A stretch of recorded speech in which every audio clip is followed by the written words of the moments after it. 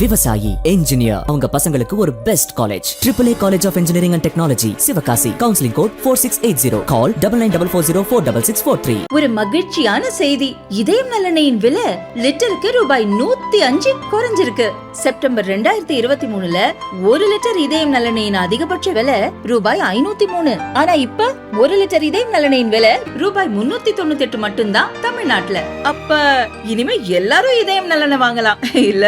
நேரலை வணக்கம். இது சாணக்கியா. இன்று நம்மோடு டெல்லியில இருந்து மூத்த பத்திரிகையாளர் டெல்லி ராஜகோபாலன் சார் இணைந்திருக்கிறார். கேட்பது நிறைய இருக்கிறது, வாருங்கள் கேட்கலாம். வணக்கம் சார். நமஸ்காரம் சார். ஆபரேஷன் சிந்தூர் வெற்றிகரமாக பாஸ் செய்யப்பட்டிருக்கிறது, முடிக்கப்படல. இன்னும் ஆபரேஷன் கண்டினியூஸ் அப்படின்ட்டு இன்னைக்கு மீண்டும் திரு ராஜ்நாத் சிங் அறிவித்திருக்கிறார். லாஸ்ட் 15 நாள் 10 நாள் கிளியர் கட்டா பரபரப்பா இருந்தது டெல்லி.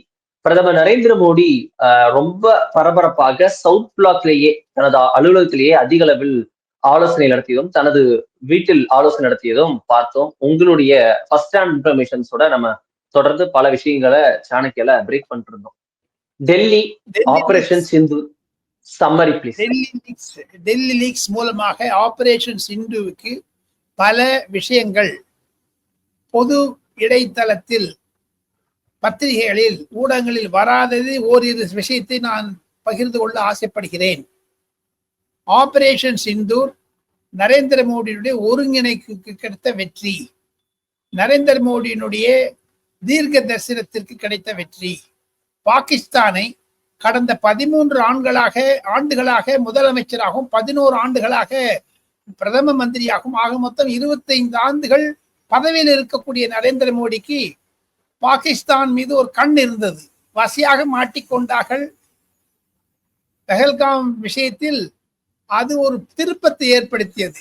இன்னும் சொல்ல போனால் நரேந்திர மோடியினுடைய ஆபரேஷன் சிந்தூர் இது ஒரு டாக்டரினாகவே வச்சிருவாங்க. ஃபியூச்சர் கவர்மெண்ட்ஸுக்கும் அகில உலகத்தில் இருக்கக்கூடிய இராணுவ தளங்களுக்கெல்லாம் இது ஒரு நூதன முயற்சியாகத்தான் இருக்கும். இதுதான் எந்த விஷயத்தையும் வராத விஷயத்தையும் நான் சொல்ல ஆசைப்படுகிறேன். நரேந்திர மோடி இந்த கடந்த 11 நாட்களில் அவர் தூங்கி இருப்பது ஒரு 4-5 மணி நேரம் தான் இருக்கும் அருண். அப்படி அவர் பகலும் இரவும் பார்க்காமல் ஆபீஸா எங்க போறது என காரணம் அவர் தான் ஒருங்கிணைத்துக் கொண்டிருந்தார். சில விஷயங்களை நான் டெல்லி லீக்ஸ் மூலமாக சொல்ல வேண்டும் என்றால், அரசியல் வேறு, அதிகாரிகளிடம் பேசுவது வேறு என்று அவர் பிரித்து கொண்டார். சீஃப் ஆஃப் டிஃபென்ஸ் ஸ்டாஃப் பேசும்பொழுது அரசியல்வாதிகளை வைத்துக் கொள்வதில்லை. காரணம், அவர் புரிந்து கொள்ள ஆசைப்பட்டார், நுணுக்கங்களை தெரிந்து கொள்ள ஆசைப்பட்டார். இது டெல்லியிலிருந்து இந்த இடம் எவ்வளவு தூரம், இங்கிருந்து எவ்வளவு தூரம், விமானம் எவ்வளவு நாளில பறக்கும் என்றெல்லாம் விமானப்படை தலைவருக்கே இருக்கக்கூடிய ஒரு நல்ல ஒரு திங்கிங் ப்ராசஸ், எண்ண செயல்களை நரேந்திர மோடி உசுப்பி விட்டார். இது மாதிரி செய்தால் எப்படி இருக்குமே என்று. ஆனால் டச் அண்ட் கோ என்று நியூக்ளியர் பாம்பு இடத்தை அடிக்காதீங்க, ஆனா அடிக்கிற மாதிரி காமிச்சிட்டு வந்துருங்க. ஏன்னா இது பாருங்க, 10 மீட்டர் பிரிசிஷன்ல அடிச்சிருக்காங்க. 10 மீட்டர் வேற எந்த உலகத்தில் சாதனை இல்லாதது. அதற்குத்தான் நரேந்திர மோடி நன்றி தெரிவிக்கும் விழா டெலிவிஷன் பேச்சில் அவர் 4 துறைகளை குறிப்பிட்டார். இராணுவம், சயின்டிஸ்ட், இன்டெலிஜென்ஸ் ஏஜென்சி என்று சொன்னார். அதையும் தவிர டெக்னாலஜி என்று சொன்னார். அந்த டெக்னாலஜி தான் யூஸ் பண்ணிருக்காங்க. விமானத்தில் பறந்து கொண்டிருந்தாலும் நீங்க 700 மீட்டர் மேல பறக்குறீங்க, கீழே போச்சுன்னா அதனுடைய தாக்கம் எவ்வளவு இருக்கும்? தரைக்கு கீழே குறைந்தது 2 கிலோமீட்டர் அடிச்சிருக்கும். அது ஒரு பூகம்பம் வந்தால் எப்படி ஒரு அதிர்வு வருமோ அது மாதிரியான அதிர்வுகள் பாகிஸ்தானில் பல இடங்களில் கொடுத்தது நரேந்திர மோடி. இதுதான் வேறு எந்த தொலைக்காட்சிகளிலும் ஊடகங்களில் வராததை நான் தங்களுடைய நேயர்களுக்கு பகிர்ந்து கொள்ள ஆசைப்படுகிறேன். இதை என்னிடம் ஒரு சீனியர் ராணுவ அதிகாரிகள் 2 பேர் நேற்று தான் சொன்னார்கள். நேற்று ஒரு பொது இடத்தில் பல சீனியர் பத்திரிகைக்காரர்களை, 30-40 வருடம் நாடாளுமன்றத்தை கவர் செய்தவர்களை டிஃபென்ஸ் மினிஸ்டர் ராஜ்நாத் சிங்குடைய அலுவலகத்திலிருந்து குழைத்து 3-4 directors general of military operations என்று சொல்லக்கூடிய ஏர்ஃபோர்ஸ், ஆர்மி அண்ட் நேவல் இவர் மூவரும் தாராளமாக ஓப்பனாக பேசினார்கள். டீப்ரீஃபிங் ஆஃப் த ரெக்கார்ட் என்று சொல்லுவார்கள். இதை நான் சிலரெல்லாம் சொல்ல முடியாது. காரணம், பொதுமக்களுக்கு சென்றடைய வேண்டும் என்றாலும் வரக்கூடிய நாட்களில் அருண், பாகிஸ்தானிலிருந்தும் இந்தியாவிலிருந்தும் பல பல செய்திகள் வர இருக்கின்றன. Wait and watch. Narendra Modi செய்த ஆபரேஷன் சிந்தூர் 4 பாகங்களாக பிரிக்கலாம். அதுதான் டெல்லி லீக்ஸ். ஒன்று பொருளாதார ரீதியாக, இரண்டாவது அரசியல் ரீதியாக, மூன்றாவது பிரித்தாள வேண்டும் என்ற ரீதியாக, நான்காவது மிலிட்ரி. அது நான்காவதாகத்தான் வைத்துக் கொண்டார். காரணம், எங்களுக்கு பாகிஸ்தான் அடிக்கணும்னு அவசியமே இல்லைங்கிறார். ஓப்பனா பாலிசி அது. நரேந்திர மோடி டாக்டரின், நரேந்திர மோடி கோட்பாடுகள் என்றால், நான் தீவிரவாதிகளையும் இந்தியாவில் எதிர்க்கக்கூடிய அந்த உலகத்தில் இருக்கக்கூடிய அனைத்து வெடி, அதாவது பாம் பண்றதுக்கெல்லாம், இன்க்ளூடிங் 9/11, இந்த பாகிஸ்தான் தான் காரணம், அதனால அடிச்சேன் என்று சொல்லுகிறார். அரசியல் ரீதியாக எப்படி சொன்னாரு?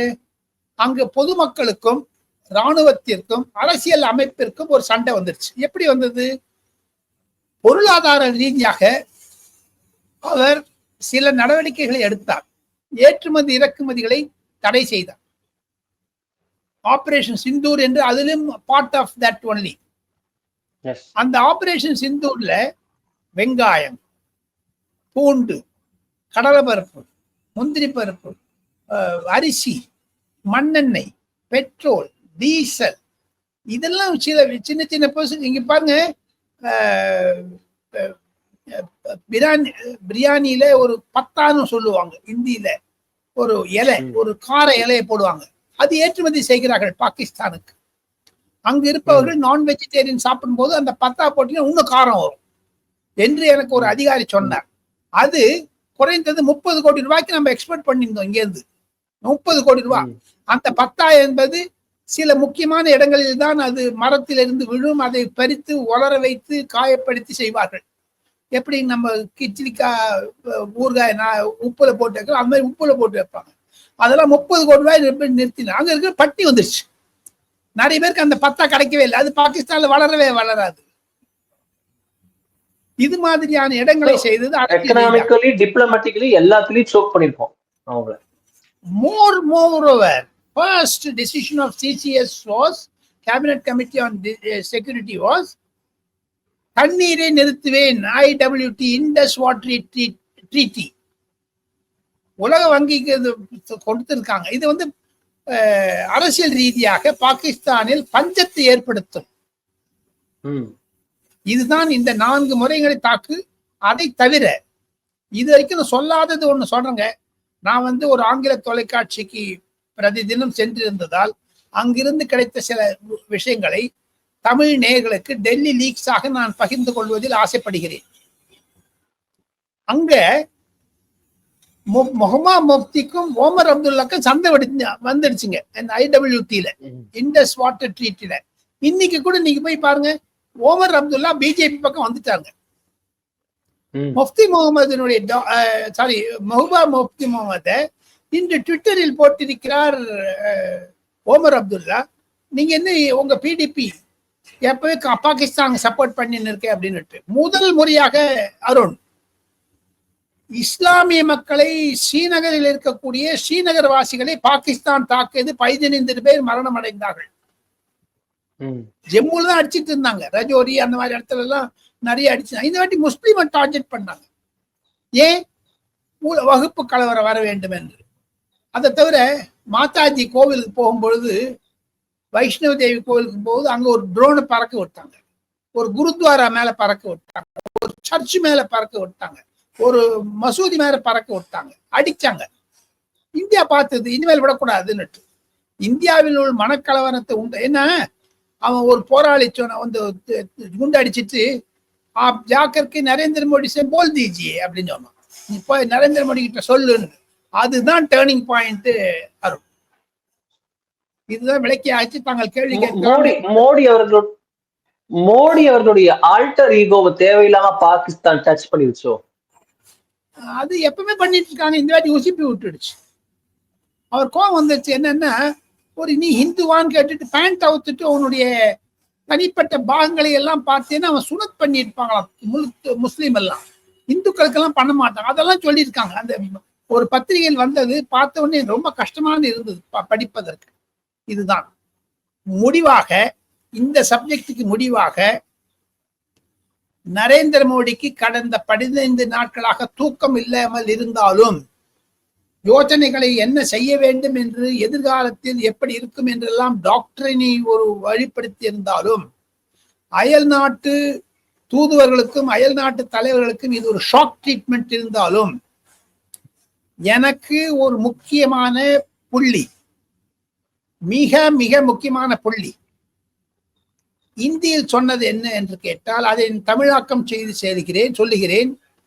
நரேந்திர மோடிக்கு பசி தீர்ந்தது, தாகம் தீர்ந்தது என்று சொன்னார். அதுல இருந்து எவ்வளவு அர்த்தங்க நீ பாத்துக்கலாம். ஓகே, பட் கமா போட்டிருக்காங்க கவர்மெண்ட் அப்படின்றத புரிஞ்சுக்க முடியுது. இதுல இருந்து அப்படி நான் அடுத்த டாபிக்ஸ்க்கு வரணும்னு நினைக்கிறேன் சார். தமிழ்நாட்டை தற்போது இடி ரெய்டு காலை முதல் நடந்து வந்ததை பாக்குறோம். டாஸ்மாக் உடைய ஐஏஎஸ் ரெஸ்பாண்டிங் ஐஏஎஸ்ஏ அவருடைய ரெய்டுல வந்திருக்காரு. அவர் வீட்டுக்குள்ள சில ஆவணங்கள் இருந்தது, வாட்ஸ்அப் சாட்ஸ் எல்லாம் வந்து பிரிண்ட் அவுட்டா இருந்தது, அதுல கான்ட்ராக்ட், டெண்டர் போன்றவை எல்லாம் இருந்தது அப்படின்னு பல தகவல்கள், செய்திகள் வந்த வண்ணம் இருக்கிறது. டாஸ்மாக் பற்றிய இந்த ஊழல் அலிகேஷன்ஸ், ஸ்கேம் பற்றிய அலிகேஷன்ஸ், இது எப்படி புரிஞ்சுக்கிறது? 26க்குள் இது மேலும் டைட் ஆகும்னு புரிஞ்சுக்கலாம். இதுக்கு நம்ம ஒரு பேர் வைக்கலாமா இந்த ரெய்டுக்கு? இது வந்து operation rising star. Rising star decode பண்ணலாமா? புரிஞ்சு யாருன்னு டீகோட் பண்ணலாமா? அப்படி அது நீங்க என்ன டீகோட் பண்ணீங்க, ஆபரேஷன் ரைசிங் சன் கூட வச்சுக்கலாம், நோ இஷ்யூஸ். காரணம் என்ன என்று கேட்டால், இது நம்ம ஆபரேஷன் சிந்தூர் முடிந்தவுடன் நரேந்திர மோடியினுடைய கவனம், அமித்ஷாவுடைய கவனம், நிர்மலா சீதாராமனுடைய கவனம் தமிழகத்தின் பக்கம் ஆரம்பித்து விட்டது என்பதுதான் ஆரம்பம். இந்த ஆபரேஷன் ரைசிங் சன் 2026 மே மட்டும் போகுமா, நடுவிலே நின்றுமா தெரியாது. ஆனாலும் என்போர்ஸ்மெண்ட் டைரக்டரேட் அதிகாரிகள் இன்று, நாம் இருவரும் இதை ஒளிப்பதிவு செய்து 2:30 மணிக்கு இன்று காலை என்னிடம் நான் கேட்டபோது சொன்னது என்ன என்று கேட்டால், அந்த ஐஏஎஸ் ஆபீசருடைய சில விஷயங்களை எல்லாம் புரிந்து கொண்டு தமிழக முதன்மை செயலாளர் சீஃப் செக்ரட்டரிக்கு கண்டிப்பாக என்போர்ஸ்மெண்ட் டைரக்டரேட் ஒரு கடிதம் எழுதி நாளையோ அல்லது மறுநாளோ அவரை மீண்டும் நாங்கள் விசாரணைக்கு அழைத்து கைது செய்தாலும் செய்வோம் என்று சொல்ல இருக்கிறார்கள். இதன் மூலமாக 3 அல்லது 4 முக்கிய திமுகவுடைய புள்ளிகள் நடத்தக்கூடிய சாராய ஆலையில் இருந்து வரக்கூடிய விஷயங்கள் எல்லாம் ஏற்கனவே நீங்க உங்களுக்கு ஞாபகம் இருக்கும். I don't want to go much detail into that. Edappadi Palaniswami அருகே வைத்துக் கொண்டு அமித்ஷா சொன்ன பிரஸ் கான்ஃபரன்ஸ்ல வந்து 39,000 கோடி 40,000 கோடி என்று சொல்லி அந்த 1000 கோடி ரூபாய்க்கு நாங்கள் களவுபடுத்தி விட்டோம் என்பதை சொன்னாரே அமித்ஷா, அதனுடைய ஆரம்ப கட்டம் தான் என்று. அதுதான் டெல்லி லீக்ஸ் 3. இனி தொடரும். பல தலைகள் உருளும், பல தலைவர்கள் கைதானாலும் ஆச்சரியப்படுவதற்கில்லை. இனி ஆபரேஷன் சிந்தூர் வேறு விதமாக தமிழகத்தில் தாக்கும். ஓகே, இதுல இன்னொரு விஷயமும் பாக்குறோம். திமுகவுக்கும் காங்கிரஸுக்கும் டேர்ம்ஸ் எப்படி இருக்குன்ற பாயிண்ட். இன்னைக்கு ஒரு தலைப்புச் செய்தி வந்திருக்கு, பாக்குறோம். காங்கிரஸ் கட்சி வந்து எக்ஸ்ப்ளோரிங் ஆப்ஷன்ஸ் ஃபார் தமிழ்நாடு, தாவேகா கூடவோ விசிகா கூடவோ சேர்ந்து ஒரு ஆல்டர்னேட்ஸ் யோசிக்கிறாங்க அப்படின்ற ஒரு தலையங்கம் வந்து ஒரு முக்கிய நாளிதழ்ல வந்திருக்கு. மறுபக்கத்துல இன்னைக்கு ஒரு வீடியோ சர்க்குலேட் ஆயிட்டு இருக்கு. திரு ப. சிதம்பரம் அவர்களுடையது, முன்னாள் மத்திய அமைச்சருடையது. அவர் என்ன சொல்றாரு, இந்திய லைன்ஸ் ரொம்ப இன்டாக்டா இருக்குன்னு நினைக்கிறீங்க, பட் எனக்கு அப்படி ஒன்றும் தெரியல. இந்திய லைன்ஸுக்கு ஒரு ஃபியூச்சர் நல்லா இருக்கும் அப்படின்ட்டு எல்லாரும் சொல்றாங்க, பட் ஆனா எனக்கு அப்படி ஒன்றும் தெரியல. இந்திய லைன்ஸ் கஷ்டம் தான் நினைக்கிறேன் அப்படின்னு திரு ப. சிதம்பரம் சொல்றாரு. இது எப்படி புரிஞ்சுக்கிறது? நேஷனல் லெவல்ல அப்படி சொல்றாரா, இல்ல தமிழ்நாட்டிலுமே அந்த பிரச்சனை வந்துருச்சா? இது மு.க. ஸ்டாலின் முதலமைச்சருக்கு ஒரு பெரிய மூக்கடைப்பு, பெரிய முகத்தில் கரி பூசினா மாதிரின்னு சொல்லலாம். காரணம் என்ன என்று கேட்டால், ஊட்டியிலிருந்து வரும்போது முதலமைச்சர் பேசிய போது தனிப்பட்ட கருத்து என்று சொன்னார். என்ன காங்கிரஸ் எது பண்ணாலும் தனி கருத்தா மு.க. ஸ்டாலினுக்கு? காங்கிரசினுடைய பிரதமர் அமைச்சர் வேட்பாளரை அறிவிக்காத முன்னதாகவே தனிப்பட்ட கருத்தாகத்தான் ராகுல் காந்தியை பிரதமராக முன்மொழிந்தாரா 2019 மு.க. ஸ்டாலின்? என்னங்க இது? ஒவ்வொரு ஸ்டாண்டுக்கு ஒவ்வொரு ஸ்டாண்ட் எடுக்கிறது அது. ஆக மொத்தம் சிதம்பரம் அவர்கள் டெல்லியில் பேசியது ஒரு தனிப்பட்ட அதாவது ஒரு செமினார்ல பேசினாரு. அதில் சல்மான் குர்ஷித்தும் மிருத்யுஞ்சய் யாதவ் என்பவரும் உட்கார்ந்து இருந்தாங்க. ஃபியூச்சர் ஆஃப் இந்தியன் பாலிடிக்ஸை பத்தி அது பேசியிருக்காங்க. அதனுடைய ஒரு குறிப்பு தானே தவிர, ஆனால் ப. சிதம்பரம் கடந்த 3-4 மாதங்களாகவே காங்கிரசிலிருந்து விலகுவதாக ஒரு வதந்திகள் வந்தாலும் இந்தியன் எக்ஸ்பிரஸ் மற்றும் 15 ஹிந்தி பத்திரிகைகளில் அவர் சிண்டிகேட் காலம் ஒன்று எழுதியிருக்கார். கூட்டமை அதாவது எல்லா பத்திரிகைகளும் வருது, பெங்காலி, ஹிந்தி, மராட்டி, அந்த மாதிரி பத்திரிகைலாம் அவருடைய கருத்துகள் வந்து இந்தியன் எக்ஸ்பிரஸ்ல வந்து அவர் எல்லாருக்கும் சர்க்குலேட் பண்றாரு. அந்த இந்தியன் எக்ஸ்பிரஸ்ல கூட ஆபரேஷன் சிந்தூரை பாராட்டி எழுதியிருக்கிறார். இன்று வெளிப்படையாக பேசியிருக்கிறார், இந்து கூட்டணி செத்து போச்சுன்னு சொல்லிட்டார். இன் டோட்டல் வேர்ட்ஸ் ஒரு ஸ்லாங்கா சொல்லணும்னா அப்படி அவர் டிப்ளமேட்டிக்கா பேசுறாரு. இப்படி இப்படி இப்படி இப்படி இல்ல அவருடைய ஆங்கில நடையே நல்ல நடையா இருக்கும். ஆனால் கொடுமையான நடை என்ன என்று கேட்டால் இந்திய அலைன்ஸ் செத்து போச்சுன்னு சொல்லிட்டார். இதற்கு பின்னணியாக நான் 2 செய்திகளை சொல்ல ஆசைப்படுகிறேன். கடந்த 2-3 மாதங்களாகவே கார்த்திக் சிதம்பரம் காங்கிரஸை ஒரு அசிங்கமான நிலையில் பேசிட்டு வர்றார். தெருவில் இருக்கக்கூடிய நாய் எல்லாம் கடிக்குதுங்க. ஆல் இந்தியால டாக் மெனேஜை பத்தி ஒரு மிஷன் மோட்ல நீங்க பண்ணணும்னு பிரதமரை 1 மணி நேரம் பார்த்து பேசினாராம் கார்த்திக் சிதம்பரம். இது என்னங்க இது? அப்பா அவங்க பையனுக்கு வேற வேலை கிடையாது, காங்கிரஸ் தெருநாய் நான் சொல்லுவாங்க எவனாது? என்னங்க இது? இல்ல அவர் ஸ்ட்ரீட் டாக்ஸ் பத்தி தொடர்ந்து பேசுறாரு. இது காங்கிரஸ் எங்க வின் பண்றாரு? அவர் தொடர்ந்து ஸ்ட்ரீட் டாக்ஸ் அதை பத்தி அவர் சிவிக் ப்ராப்ளம்ஸ் தொடர்ந்து அட்ரஸ் பண்ணிட்டு வர்றாரு. அது அப்படி பார்க்கணுமா இல்ல காங்கிரஸ் யாரையோ சொல்றாருன்னு பாக்கணுமா? அப்படி கிடையாது. எங்க ஒண்ணு சென்னை மேயர் கூட கடிதாசி எழுதியிருக்காரு, எல்லாம் பண்றாரு, பிரைம் மினிஸ்டர் பார்த்திருக்காரு. இதுக்கு போய் பிரைம் மினிஸ்டர் பார்க்கணுமா என்ன? எப்படி உதயநிதி ஸ்டாலின் அங்க சென்னையில அந்த வேர்ல்டு செஸ் கான்ஃபரன்ஸ் முடிஞ்சிட்ட அப்புறம் போய் தனியா வந்து பார்த்தாரு பாருங்க, அது என்னதுன்னு யாருக்குமே புரியல. இது வரைக்கும் புதிரா இருக்குது. அதே மாதிரி இந்த கார்த்திக் சிதம்பரம் பார்ப்பதும் புதிராக இருக்கிறது. என்னென்ன நடக்குதுன்னு தெரியல. இது நடுவுல இது ஒரு சின்ன விஷயம் சொல்றேன். நாம் இருவரும் பேசிக்கொண்டிருக்கும் பொழுது 16ஆம் தேதி ஃப்ரைடே மே மாதம் 2025ஆம் வருடம் ஒரு நூதனமான ஒரு செய்தியை நான் கேள்விப்பட்டேன். அது சில தொலைக்காட்சிகளில் வர ஆரம்பித்து விட்டது. இருப்பினும் தமிழுக்கு முதலாக நான் டெல்லி லீக்ஸாக சொல்ல ஆசைப்படுகிறேன். நரேந்திர மோடி ஒரு புது திட்டத்தை வைத்திருக்கிறார். 45-50 எம்பிக்கள் கொண்ட குழு 4-5 குழுக்களாக பல அயல் நாடுகளுக்கு செல்ல அவர் அனுமதி இருக்கிறார் சசி தரூருடைய தலைமையில்.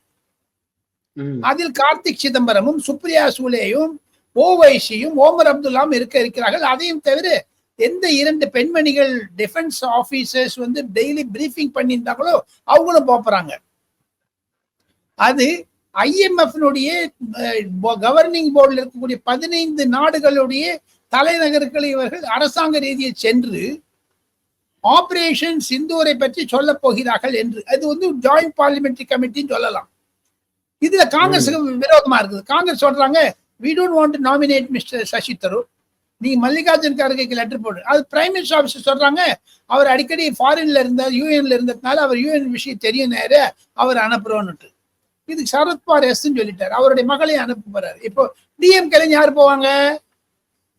கனிமொழி போகல சொல்லுங்க.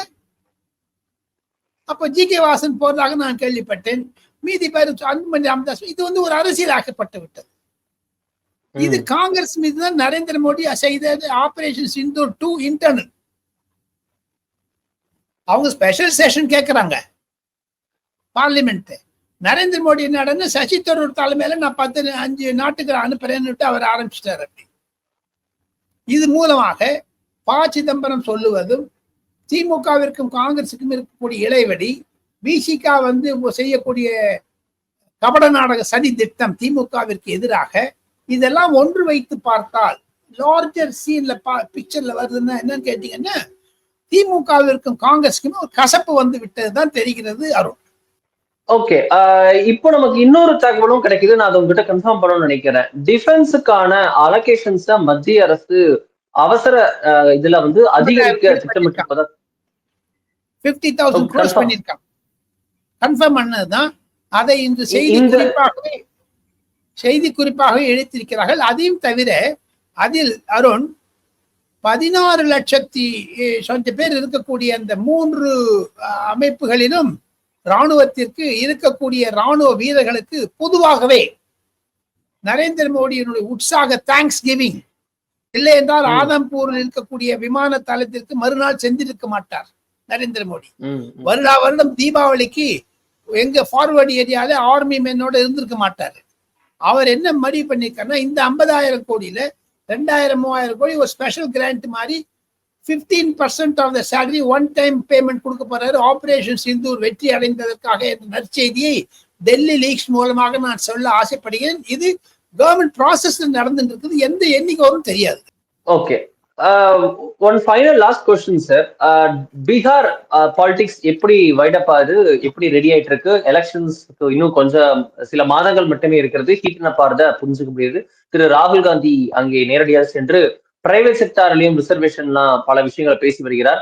RSSம் வந்து கேஸ்ட் சென்சஸ்க்கு ஆதரவாக சொல்லி இப்போ கேஸ்ட் சென்சஸ் வந்து நடைமுறைக்கு வர இருக்கிறது. கேபினட் நாடு கிடைச்சிருச்சு. பீகார் எலெக்ஷன்ஸ் எப்படி இருக்க போகுது? பாஜக நிதிஷ் வர்சஸ் லல்லு ராகுல்.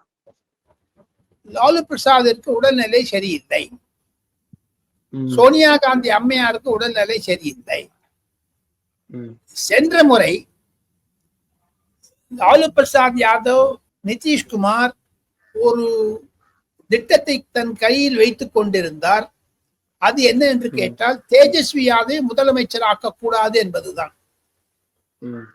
அது தொடர்கிறது அந்த பாட்டு. 3-4 குறிப்புகள். 2025 நவம்பர் மாதம் நடுவுல நடக்கக்கூடிய இந்த பீகார் எலெக்ஷனில் பாஜக அமோக வெற்றி பெற்று தன்னிச்சையாகவே அரசாங்கத்தை அமைக்கக்கூடிய அளவிற்கு அங்கு அரசியல் சூழ்நிலை மாறுபட்டு வருகிறது ஆப்டர் ஆபரேஷன் சிந்தூர்.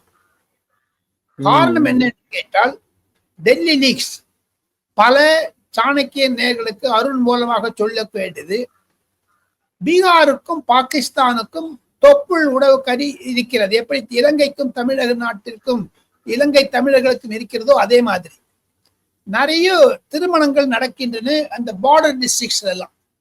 யூபியிலும் இருக்குதுங்க, அது குஜராத்லயும் இருக்குதுங்க. அதனுடைய வெற்றி தோல்வியை பார்த்தால் பாகிஸ்தானுக்கு மூக்கூடப்பட்டதே அது பீகாரில் பிரதிபலிக்கும். எனினும் நேற்று ராகுல் காந்தி 15ஆம் தேதி மே மாதம் வியாழக்கிழமை பீகார் சென்றிருந்த போது தர்பங்கா என்ற இடத்தில் அவர் பொதுக்கூட்டத்தில் நல்ல கூட்டம் வந்தது. யாரும் இல்லை என்று சொல்லவில்லை. நம்ம காங்கிரஸுக்கு அப்போஸ் கிடையாது, டிஎம்கேக்கு பாராட்டுதல் கிடையாது, ஏடிஎம்கே நடுநிலைமையாக நான் சொல்லுகிறேன். கண்டிப்பாக ராகுல் காந்திக்கு நல்ல கூட்டம் வந்தது பீகாரில். அது ஒரு இடத்துல ஒரு தர்பங்கா ஸ்பெசிபிக்கா நம்ம பார்க்க கூடாது. இதன் மூலமாக தேஜஸ்வி யாதவ் மீது இருக்கக்கூடிய அதிருப்தி காங்கிரஸ் மீது வருகிறது. இந்த விஷயம் காங்கிரசுக்கும் தேஜஸ்வி யாதவுக்கும் ஒரு பிளவை உண்டுபடுத்தும். அதைத்தான் மல்லிகார்ஜுன் கர்கே காங்கிரசுடைய சமூக வலைதளங்களுடைய தலைவராக இருக்கக்கூடிய ஜெயராம் ரமேஷிடம் சுப்ரியா ஸ்ரீநாத்தையும் சொல்லியிருக்கிறார். அதை ரொம்ப பெருசு பண்ணாதீங்க,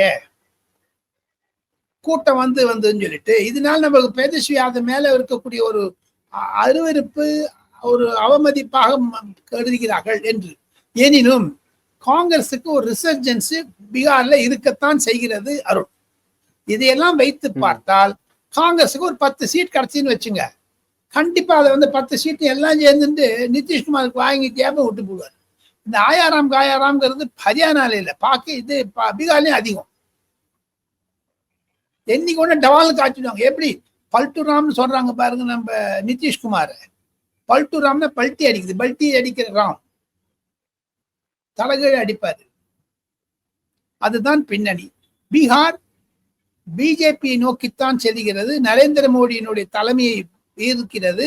எனினும் பீகார், தமிழ்நாடு, வெஸ்ட் பெங்கால், கேரளா என்று பார்த்தால் மத்திய பாஜக தமிழகத்திற்கு முக்கியத்துவம் தருகிறது. அடுத்ததாக பீகாருக்கு, அதுக்கு அடுத்ததாகத்தான் கேரளா, வெஸ்ட் பெங்காலுக்கு தருகிறார்கள் என்று சொல்ல ஆசைப்படுகிறேன். அருண், ரொம்ப நன்றி சார். நம்மளோட ரொம்ப டீட்டெயிலா பல விஷயங்கள் பத்தி பேசியிருக்காங்க. நன்றி. தேங்க்யூ.